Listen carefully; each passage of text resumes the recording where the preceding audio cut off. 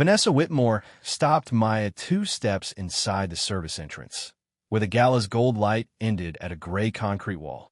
She took the finalist credential from Maya's hand, glanced at the printed name, and replaced it with a plastic badge on a black cord.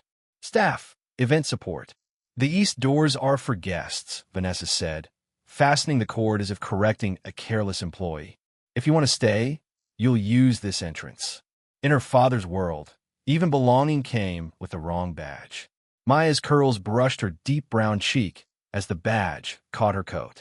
Beyond Vanessa, servers guided silver carts toward the ballroom while a string quartet rehearsed somewhere above them. She could leave. She could also hand Vanessa the only outcome she seemed to want. Instead, Maya turned to the credential manager behind the folding table. Her name tag read Elena Ruiz.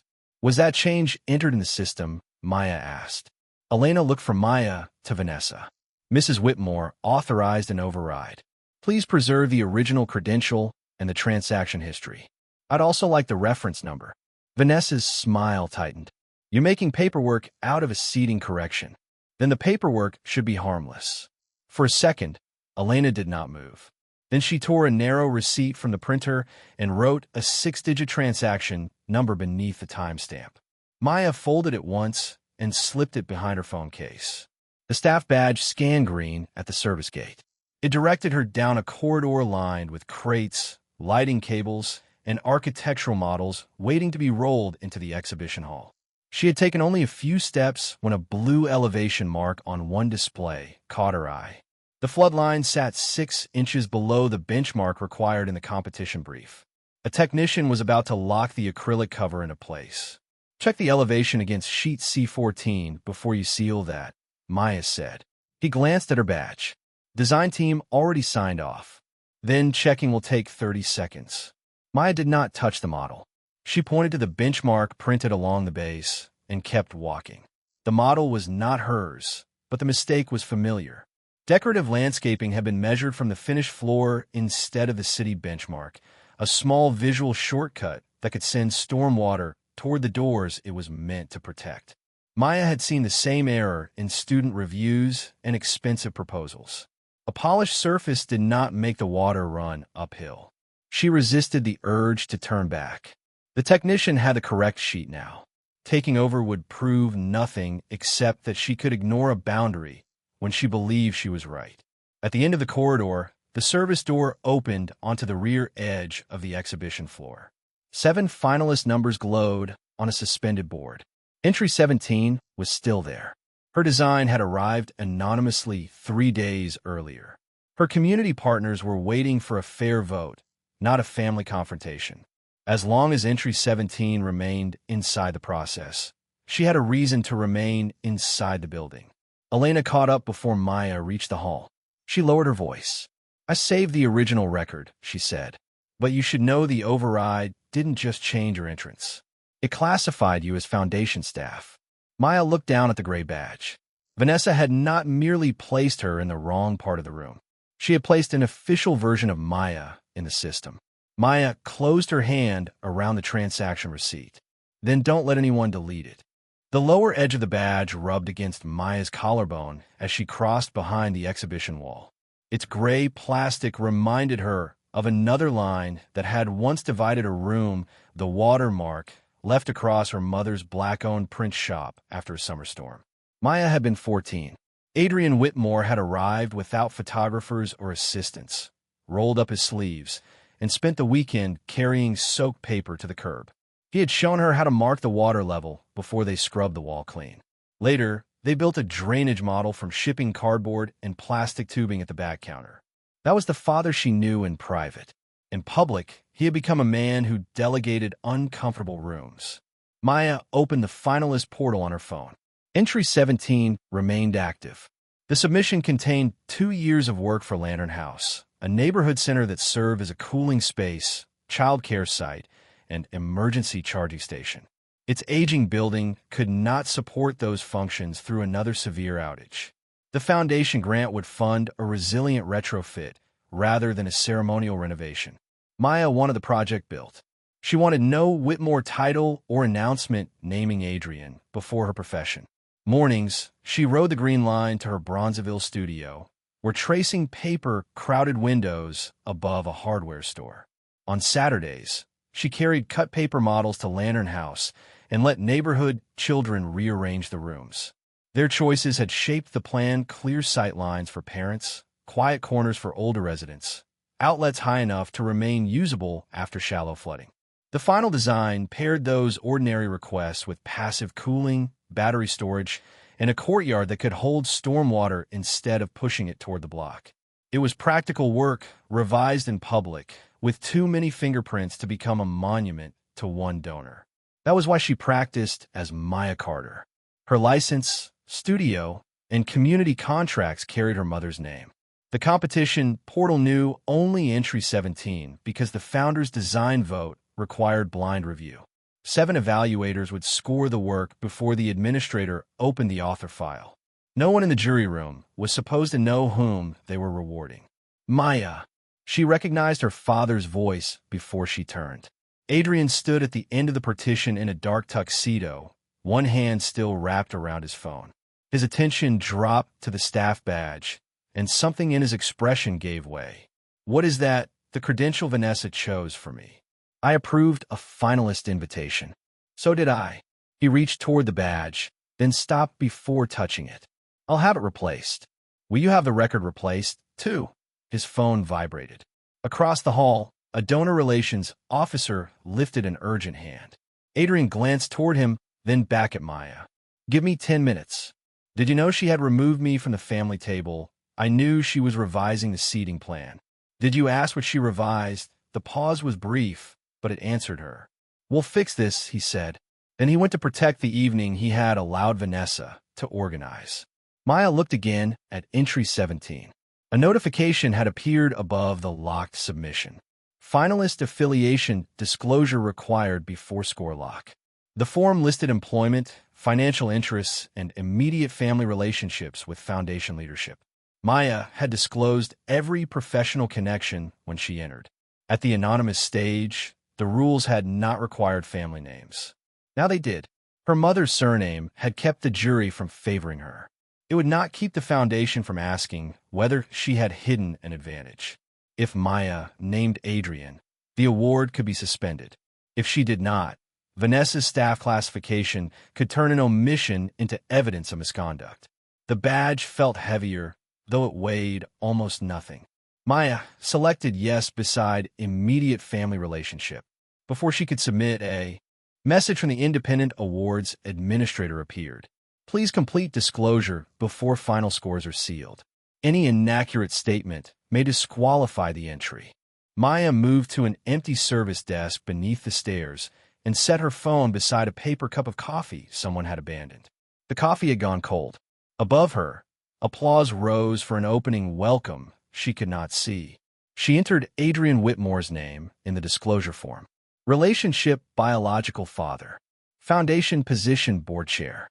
She was reviewing the final certification when Vanessa stepped out of the elevator. There you are, Vanessa said. The staff briefing was 20 minutes ago. I'm not staff. Vanessa placed a one-page event acknowledgement on the desk. Sign this, and we can stop pretending the badge is a constitutional crisis. It only confirms you're assisting tonight. Maya read the first paragraph. Temporary event personnel. Foundation-directed duties. No eligibility for participant benefits. The document would turn Vanessa's label into Maya's consent. She pushed it back and signed. I'm filing an affiliation disclosure and a credential challenge. For the first time that evening, Vanessa lost control of her smile. You would jeopardize a community grant just to embarrass me. The grant is why the record has to be accurate. Maya submitted the disclosure. Then she opened a review request and attached the transaction number Elena had preserved. She asked for 3 things: retention of the original credential record, an external conflict review, and separate findings on family identity and design authorship. She requested that every Whitmore employee remain barred from the jury scores. If entry 17 lost, she wanted it to lose on the work. If it won, no family member would be able to claim the vote had been corrected for her. The form warned that an investigation could delay the award, expose relevant records, and disqualify an entrant who had omitted a connection. Once she pressed send, there was no private version of the dispute left to return to. The awards administrator called within 2 minutes. Her voice was controlled and impersonal. Entry 17 will remain coded while we review the relationship. Until then, you cannot enter the finalist room or make an oral presentation. Maya looked through the gap beside the stairs. The model cases were moving toward the main hall. Will the technical materials remain under review? Yes. The jury will receive only the submitted record. Then continue. Vanessa folded the unsigned acknowledgement in half. You think anonymity makes this clean the moment they learn who you are? Every score becomes your father's favor. That's why he doesn't get to decide. Maya's phone rang again. This time, it was the executive director of Lantern House. Maya, answer before fear could persuade her not to. Is Adrian Whitmore your father? The director asked. Yes. Were you planning to tell our board at the finalist disclosure stage? I should have told you earlier. The silence that followed hurt more than Vanessa's badge. Lantern House had trusted Maya to identify risks before they became structural. She had treated her own family connection as private material, not a load the project might have to carry. Our board will need to review your role, the director said. We can't learn this from the foundation during an investigation. I understand. Maya did now. Independence without transparency could become another form of control. I'll provide the original disclosure rules, the submission dates, and anything your board requests. You should make your decision without pressure from me or Adrian. When the call ended, the awards administrator sent written conditions for continuing the review. Maya would surrender her presentation slide, authorize verification of her license and submission history, and accept possible disqualification if the audit found an undisclosed advantage. Vanessa watched the confirmation appear on Maya's screen. You've just removed yourself from the only stage that mattered. Maya picked up her phone and left the cold coffee. Untouched. No, she said. I removed my name from the vote. An update arrived as she reached the corridor. Entry 17 remains eligible for blind technical review. Author presentation suspended pending audit. Her place at Lantern House was no longer secure. Her place in the family had been entered as staff, but her work was still in the room, standing without either name. Maya was still standing beneath the stairs when the finalist portal issued a technical query for Entry 17. The jury had found inconsistent airflow readings between the submitted calculations and the physical model now running in the exhibition hall.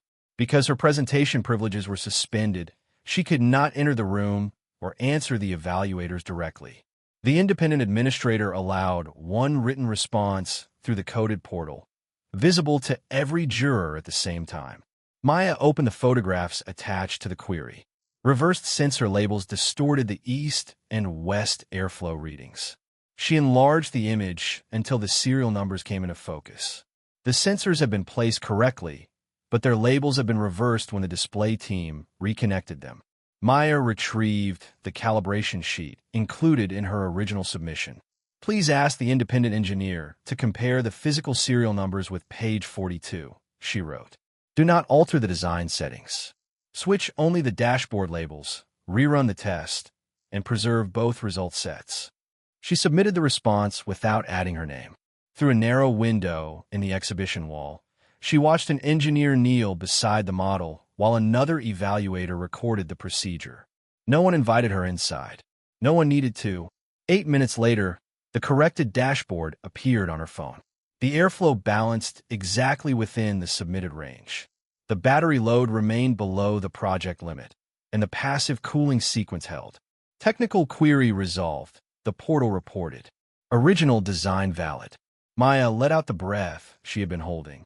The correction did not win the vote, but it kept a mislabeled sensor from losing it. I thought I'd find you here. Adrian approached, carrying a new credential on a dark blue ribbon. The card read VIP Family. He held it out, as if it could erase the gray badge still resting against her coat. I had this issued personally, he said. You can join the family table before the vote. Maya did not take it. Who changed the original record? Vanessa says there was confusion at check-in. There wasn't. She took the finalist credential from my hand. Adrian lowered his voice. Then we'll deal with that after the gala. Right now, I can put you where you should have been. You can put me in another seat. That doesn't correct the record she created. Maya, donors are already asking why the award has been delayed. Then tell them the chair's daughter requested an independent review and the chair recused himself. Adrian's grip tightened around the blue ribbon. Recusal is unnecessary. I have no access to the blind scores. You have authority over everyone reviewing the complaint, and I would never use it against you. That isn't the standard. She removed the transaction receipt from behind her phone case and showed him the timestamp. Preserve Vanessa's credential access. Recuse from the review. Let the administrator decide whether I belong in the competition. Adrian glanced at the receipt, but did not take it. You're asking me to turn a family mistake into a governance investigation before we know what happened. We know what happened to the badge. We don't know why. Maya looked at the VIP credential in his hand. He had found a way to change what people saw without asking who had been allowed to change the truth. Keep it, she said. This time, she stepped around him and returned to the portal. Across the exhibition hall, the public finalist board refreshed with the completion status of each technical review. Entry 17 moved to the top row. Vanessa stood beside the donor reception desk, watching the same screen. Her attention shifted from the leading entry to Maya's open portal and then to Adrian's unused VIP badge. Vanessa crossed to the independent administrator before Adrian reached the ballroom. Maya could not hear the first exchange, but she saw Vanessa point toward the gray badge. The administrator's expression changed. A minute later, Maya received a formal notice. The host and brand committee had reported that the author connected to entry 17 might be working as foundation event staff, a status prohibited during final evaluation. Vanessa had attached Maya's active credential classification. Entry 17, technical review complete, the notice read. Award status suspended pending employment conflict determination. The jury continued its work behind closed doors because the complaint concerned eligibility, not design quality. The independent administrator separated the two questions and recorded the decision in the audit file. Entry 17 would receive its final score under the same blind conditions as every other project. No Whitmore family member would see the authorship file until the ballots were locked. Maya remained in the service corridor with a gray badge around her neck. The public display showed only status markers, not scores. The model test had confirmed that Lantern House could maintain a safe cooling zone during a power failure without exceeding the proposed battery capacity. None of those results required Maya's surname. Inside the jury room, Samuel Whitmore reviewed entry 17 as one of 7 coded submissions. His score would be sealed with 6 others before the administrator opened any author file. He did not know he was reading his granddaughter's work. In the corridor, the administrator asked Elena to export the credential history. Elena produced the original finalist invitation, the deactivation timestamp, and the new staff badge record created at 642 that evening. The account belonged to the host and brand committee. The export showed the technical action, but not yet the person who had verbally ordered it. Was she entered into payroll? The administrator asked. No, Elena said. Did she receive an event assignment? Not from me. Did she sign a temporary personnel acknowledgement? Elena glanced toward Vanessa. There was a form. That wasn't my question. No, she didn't sign it. The administrator preserved the unsigned form and requested the original authorization record. Vanessa objected that event staff were often assigned before payroll processing and that Maya had used the service entrance under a functioning staff credential. The administrator noted the claim without accepting it. The badge could prove how Maya had been classified. It could not prove that she had agreed to employment. The final jury status changed shortly before the founder was scheduled to take the stage. Ballots sealed. Maya's phone remained blank for several minutes. Then the administrator appeared at the corridor entrance and asked to speak with her alone. The design vote is complete, she said. Entry 17 received 6 of 7 votes. The words landed more quietly than Maya had imagined. She was still standing beside stacked linen carts with staff printed against her chest. Was the author file open? Maya asked. Not before the ballots were sealed. The founder's vote and every juror's score are timestamped. Does the complaint change the score? No. It may change eligibility. Maya nodded once. The design had done what she had asked of it. It had stood in a room without her name and earned 6 votes. The word trail was intact: architectural seal, portal timestamps, consultation records, engineering revisions, and sensor data. Those records established who had produced the design once the author file was opened. They did not answer whether Maya had become foundation staff before the vote. A separate request had gone to the corporate secretary for the Family Governance Register and Maya's original invitation. That review would determine why her finalist credential had been replaced and whether her family status had been deliberately misrepresented. It would not be used to validate entry 17. Vanessa approached before the administrator finished. If entry 17 received special consideration, the foundation needs to protect itself immediately.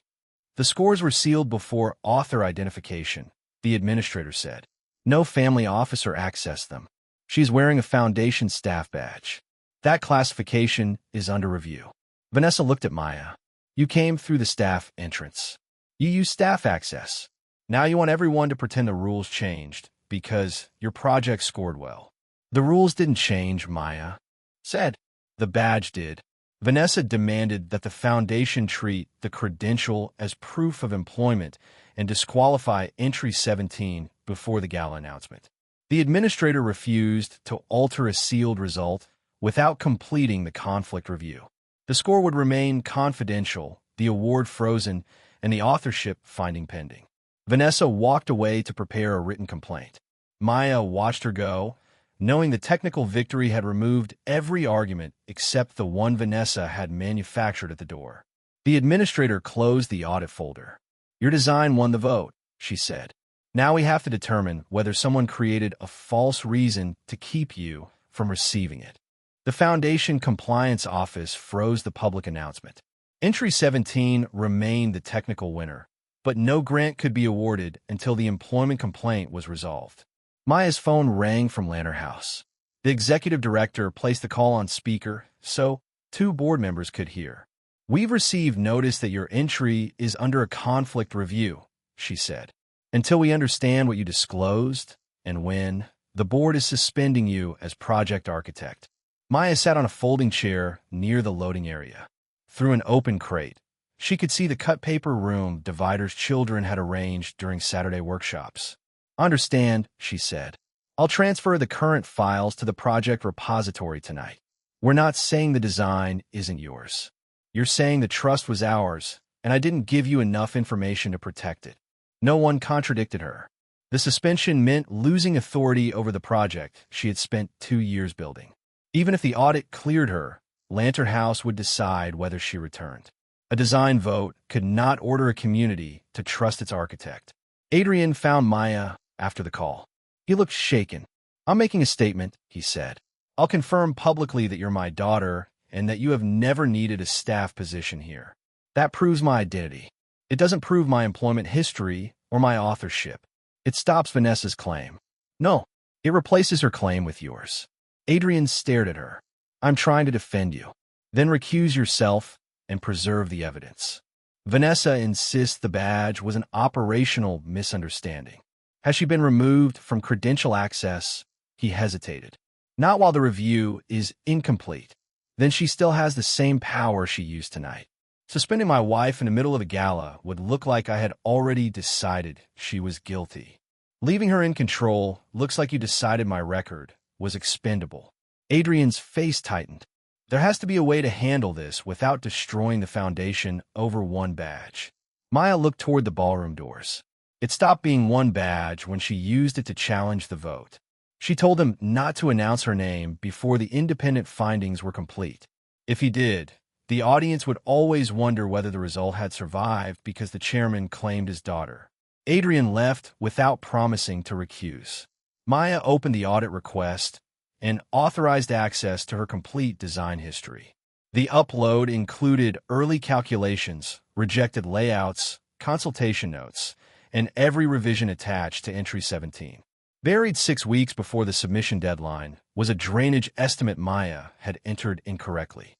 She had caught it during peer review documented the correction, and redesigned one section of the courtyard.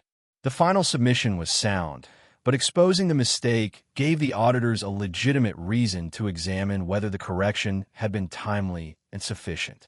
Maya's selected include full revision history. If she withheld the file and it surfaced later, every accurate record would look curated. She submitted it.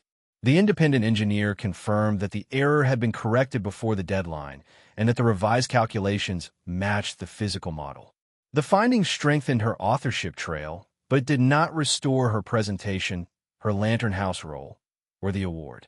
A second audit file arrived from Credential Services. It showed that Maya's original finalist badge had been deactivated at 6:42 p.m. and replaced 31 seconds later through a brand committee administrator account assigned to Vanessa's office. The staff badge had not existed before Maya reached the service entrance. There was no payroll entry, event assignment, tax form, or signed personnel acknowledgement connected to it. One field remained unresolved: verbal authorization. Elena had preserved the digital records, but confirming who gave the order could cost her the event contract that supported her small credentialing company. When the administrator asked for a signed statement, Elena requested time to review the request. Vanessa immediately argued that the administrator had no direct witness linking her to the override. Maya's design had won 6 votes. Her professional trail had survived a full audit. Yet she remained barred from the stage, suspended from Lantern House, and officially labeled staff by a record created less than a minute after Vanessa took her finalist credential. The authorization line waited blank while the ballroom prepared to announce no winner at all. The independent administrator gave Vanessa one opportunity to withdraw the employment complaint before it entered the permanent governance record. Maya and Elena waited outside. The credential audit found no employment agreement, payroll record, assignment, or signed acknowledgement. The administrator told Vanessa through the closed door, "You may correct the classification and allow the remaining reviews to proceed." Vanessa did not sit. She entered through a staff gate using an active staff credential. The foundation cannot ignore its own records because the entrant is Adrian's daughter. The record was created 31 seconds after her finalist credential was deactivated. That does not make it false. Who authorized the change? Vanessa looked through the glass at Elena. Credential Services carried out an operational instruction. Did that instruction come from you? My committee manages the event. That is not an answer. The administrator placed a written withdrawal form beside the complaint. Vanessa could acknowledge that the badge represented event access rather than employment, correct Maya's classification, and let the independent audit determine eligibility. Vanessa read it, pushed it aside, and requested a final complaint certification instead. She signed beneath a statement asserting that Maya had accepted temporary foundation employment before the vote and had concealed that status from the jury. Her signature transformed an excuse made in a corridor into a claim that could be tested against every preserved record. When Vanessa left the conference room, Elena was holding the statement request she had delayed. "If I sign this, her committee will never hire my company again," she said. "If you don't sign it, the digital record still exists," Maya said. "You don't owe me a version that saves my design." Elena studied her. "She took your credential and told me to classify you as event support. Then she stood there while I entered the override. Write only what you saw. That's what I'm afraid of." Elena entered the conference room alone. Her signed statement confirmed Vanessa's verbal instruction, but the administrator did not treat it as the entire solution. Elena's account corroborated a chain already visible in the institution's own records. The authorship audit proceeded separately. Maya's license seal matched the signature attached to entry 17. Portal records showed that her studio had created the submission months before the gala. Community consultation files documented the project's development at Lantern House. The full revision history authenticated the corrected drainage calculation, while engineering review confirmed that the correction had been completed before the deadline. The sensor calibration response matched a document already inside the blind submission. Maya authorized the administrator to provide the complete audit to Lantern House, including the mistake she had corrected and the family disclosure she had delayed. The decision could cost her the project even after clearing her eligibility. Removing any one witness would not change the conclusion.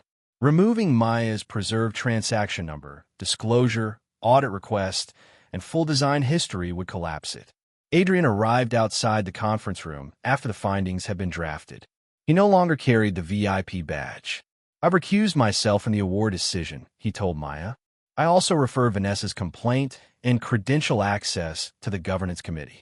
Maya waited. Those actions protected the review now. They did not answer why he had refused them earlier. "I informed the board that I will step down as foundation chair for 12 months, he continued. "The board can appoint an independent replacement tonight."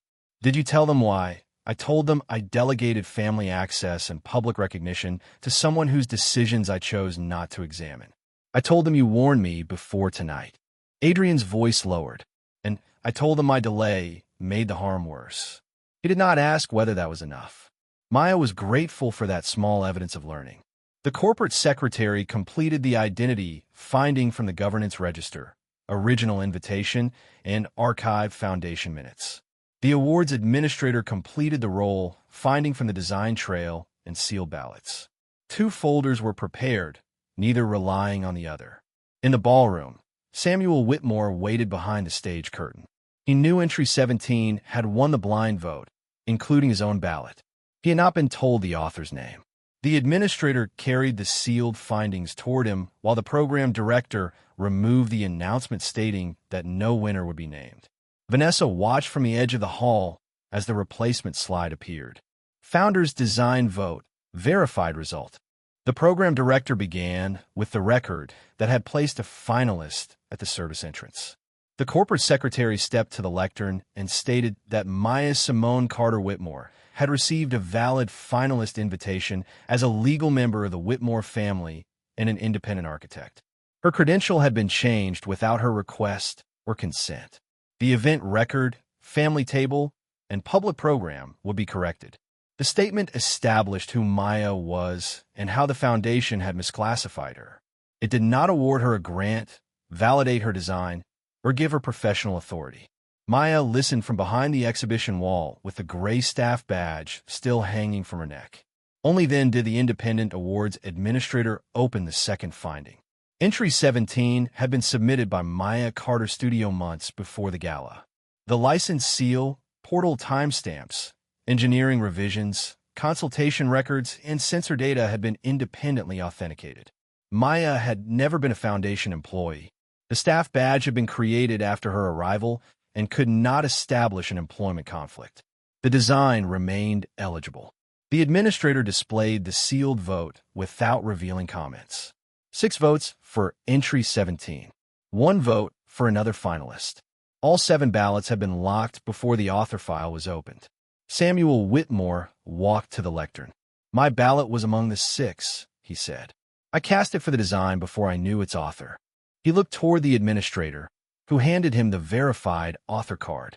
"Maya Carter," he announced, "please come to the stage and present the work that won the founder's design vote." The service door opened. Maya crossed the exhibition floor without removing the gray badge.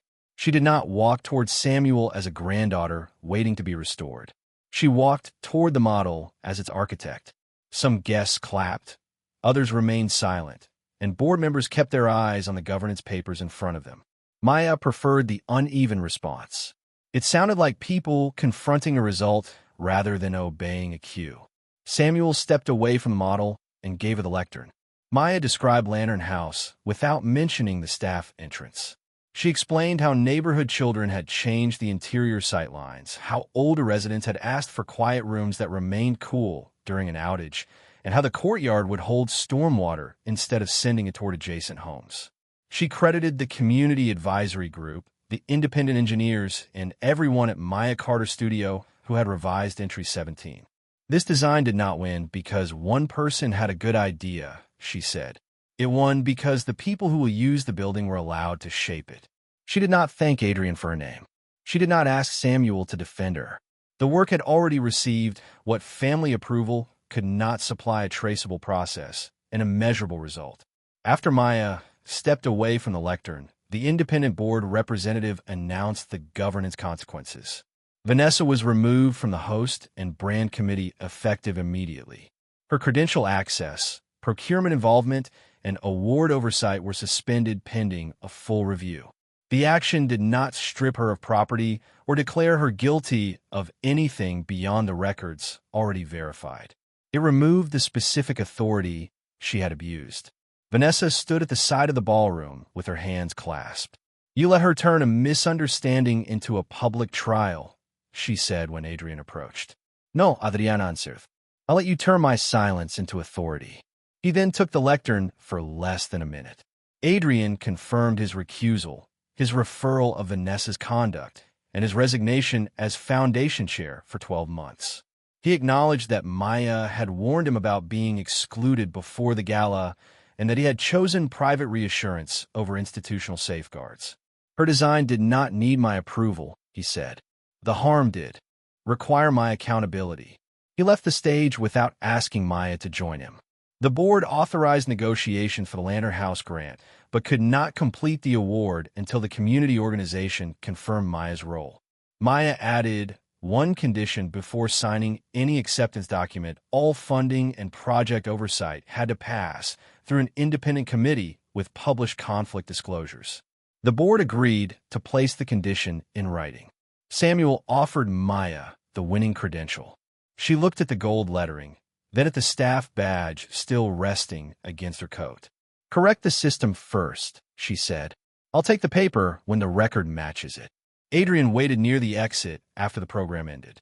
"May I speak with you?" he asked. "Tomorrow," Maya said. "Come to Lantern House." Alone. Lantern House smelled of drywall dust and coffee when Maya arrived the next morning. The gray staff badge remained inside her coat pocket. She had brought it because returning it privately would let the foundation treat it as discarded plastic. The community board met around 2 folding tables in the unfinished main room. Maya stood before the people whose trust she had damaged and did not begin with a 6-1 vote. "I followed the competition's disclosure schedule," she said. "But I knew the foundation belonged to my father's family, and I should have told you before we entered. I decided privacy was mine to protect without recognizing that the project would carry the risk." The director asked whether Adrian had influenced the submission. Maya provided the blind review audit portal history and recusal record. The board already had the complete revision file, including the corrected drainage error. Nothing was withheld because it made Maya look less careful than the final design. After a private discussion, the board restored Maya as project architect under written conditions. Lantern House would appoint an independent financial monitor. All Whitmore relationships would appear in public conflict disclosures. Community representatives would approve each major design change and funding request. Maya accepted every condition. Reinstatement did not erase the suspension or make the board's disappointment unreasonable. It gave them a structure for rebuilding trust. The foundation grant would be issued to the Lantern House Coalition rather than to Maya or any Whitmore-controlled company. The project credit would read Maya, Trans Studio, and Lantern House Coalition. Maya authorized the corporate secretary to restore her name in the family archive and correct the gala program. She declined to add Whitmore to her studio, the building, or the award plaque. Adrian arrived at noon without an assistant, driver, or photographer. Now Maya held the plans, the contract, and the authority he had never been entitled to give her. "The board accepted my resignation," he said. "An outside chair will oversee the foundation review." "Good." "Vanessa has been removed from every foundation role while the investigation continues. What happens to our marriage is separate, and I won't ask you to carry it." Maya appreciated the distinction, but appreciation was not forgiveness. Adrian looked around the unfinished room. "I meant what I said last night. I should have listened before it became public. You should have listened before it became expensive for me." "Yes." The answer came without defense. Maya set the staff badge on the table between them. "I'm returning this to governance, not to Vanessa. It belongs with the override log and the correction." Adrian nodded. "I'll make sure it is preserved." "You won't. The independent chair will." He accepted the boundary. Adrian then asked whether Maya would consider a position at Whitmore Development or a seat on the foundation board after his suspension ended. "No," she said. "Lantern House is my work." The foundation can fund it under the same rules it would use for anyone else. And us, Maya, had prepared conditions, not a reunion. Adrian could visit the construction site when invited. He could not bring press, speak for her, or use her project as evidence that the family had healed. She would decide when private contact became public if it ever did. He could apologize without receiving immediate access in return. "I can do that," he said. "You can begin doing it," Maya corrected. They walked through the future cooling room while workers marked outlet heights along the framed walls. Adrian stopped beside one pencil line and asked why it had been placed above the others. Maya explained that shallow flooding should not disable emergency charging. He listened without converting the answer into a business proposal. It was a small beginning, useful only if repeated. Before he left, Maya handed him a hard hat. "Come see." The work, not the name. Later, the independent chair collected the staff badge and sealed it with the credential report. The corrected finalist credential went into the public exhibit beside entry 17, but Maya did not keep either one. No badge would decide where her work belonged again. That afternoon, while reviewing the Foundation's corrected archive for the Lantern House agreement, Maya noticed an older set of civic plans filed beneath a Whitmore executive's name. A woman's initials appeared across every original revision, then vanished from the final credit sheet. Maya photographed only the archive reference number and submitted a formal records request. Outside, construction resumed beneath the new flood line.